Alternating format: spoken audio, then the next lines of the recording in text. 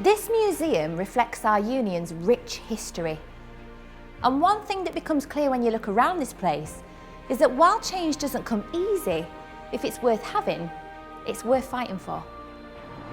This plaque commemorates a young worker who was killed in the 19th century, protesting for the right to vote and better pay for working people struggling to feed their families.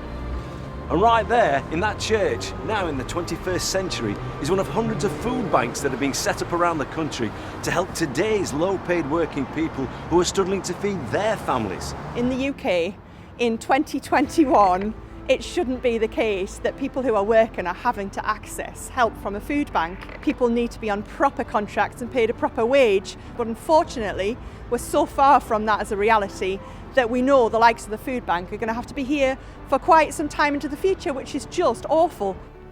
Historians will look back on this time. They'll see the UK's high streets in crisis and huge numbers of working people living in poverty. But we have the chance now to help shape what the next chapter of our history will say. Did we stand by and allow things to get worse? Or did we stand up and fight to make things better? In the past, we've seen how positive social change can follow devastating world events.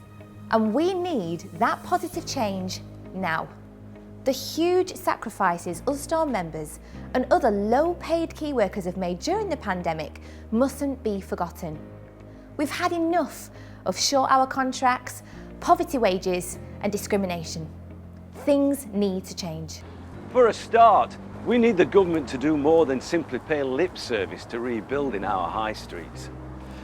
Usdaw's retail recovery plan would protect jobs, create a level playing field with online retailers and transform towns like this. We need to put our high streets back at the heart of our communities. But we also need a new deal for working people. That means a real living wage for all, with an immediate increase of the national minimum wage to at least £10 an hour. It means a ban on 0 hours contracts, the cause of so much stress and insecurity. It means a minimum 16 hours a week contract for everyone who wants it. And it means an end to a one-sided flexibility. From now on, contracts must reflect normal hours worked. Statutory sick pay must be increased, payable from day one and paid to everyone. Universal credit must be scrapped and replaced by a social security system that provides people with a proper safety net. And it's also too easy and too cheap for businesses to make workers redundant.